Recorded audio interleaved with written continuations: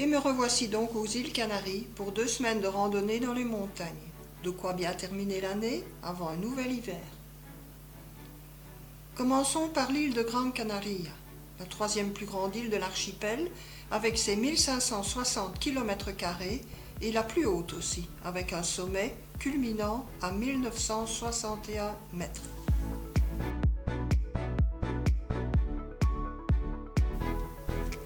La première partie de cette journée sera dédiée à la découverte de la vallée d'Agaete, fameuse pour sa beauté et pour son climat. Nous commençons notre randonnée dans le nord-ouest de l'île, près de El Hornillo, un magnifique hameau troglodyte accroché à la falaise à 750 mètres.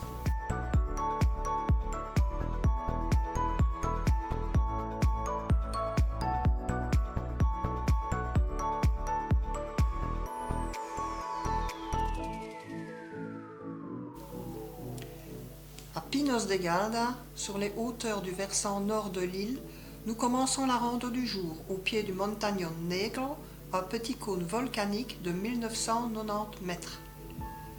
Le paysage est noir, volcanique et minéral, éclairé du sol vert des fameux pins canariens.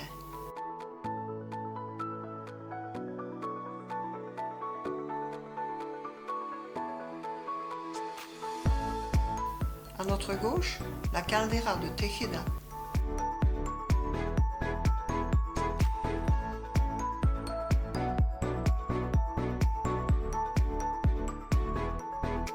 Dans la forêt de pins, nous découvrons les grottes préhispaniques de El Caballero, accrochées au bord de la caldeira.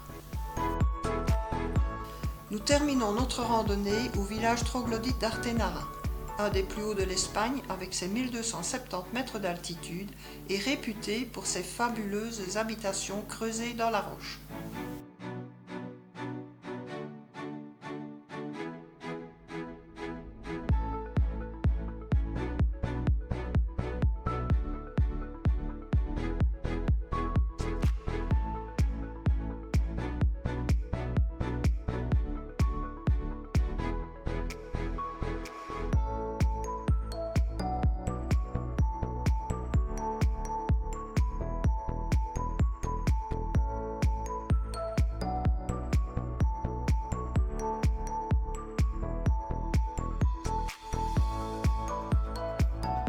Nous nous dirigeons maintenant vers le volcan de Bandama, pour une randonnée dans le fond de son impressionnant cratère de plus d'1 kilomètre de diamètre et de 220 mètres de profondeur.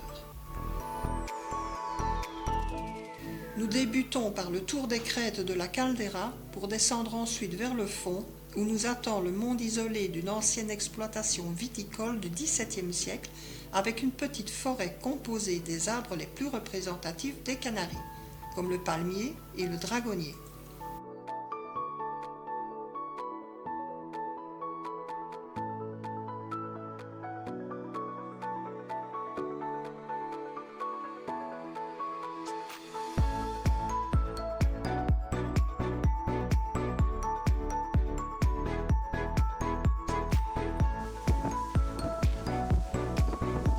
Le quartier de Vegueta est le plus ancien et le plus romantique quartier de Las Palmas, la capitale de Grande Canaria.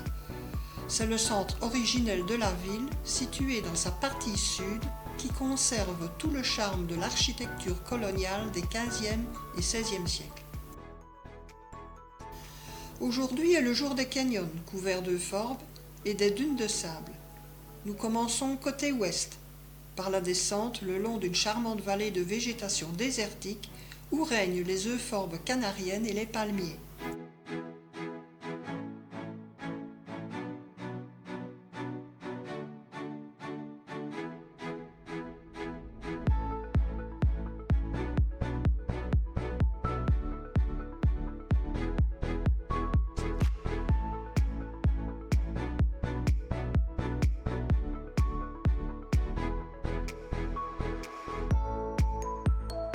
N'oublions pas les figues de Barbarie, gare aux épines.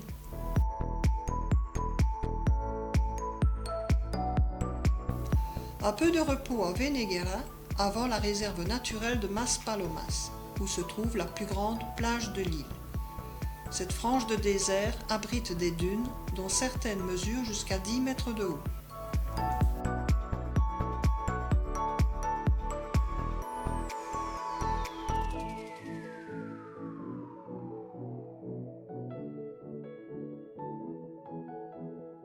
Tejeda est une commune en pleine zone des Cumbres, les sommets de Gran Canaria.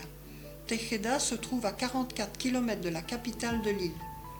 Elle se trouve à 1050 mètres d'altitude au-dessus du niveau de la mer et détient le point culminant de l'île, le Pico de los Pozos de las Nieves, à 1961 mètres d'altitude.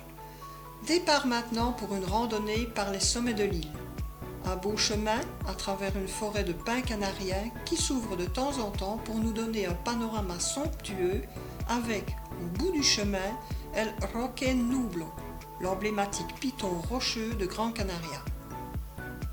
Au loin, les îles de Tenerife et de La Gomera.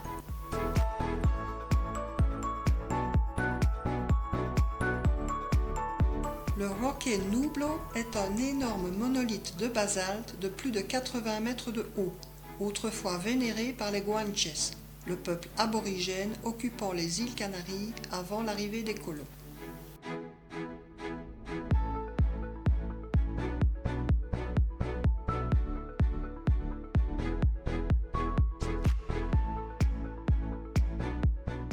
Départ pour l'une des randonnées les plus spectaculaires du séjour. Nous commençons à marcher dès le village de Puerto de las Nieves. Le chemin monte progressivement au milieu des euphorbes jusqu'au contrefort du massif de Tamadaba.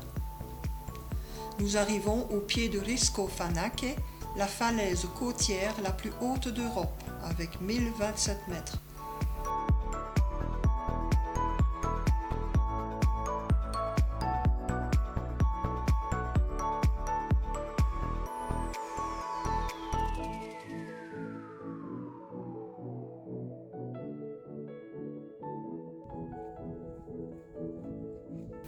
Nous suivons ensuite une corniche qui longe les flancs de cette impressionnante forteresse de roche à mi-chemin entre la mer et les hauteurs du massif.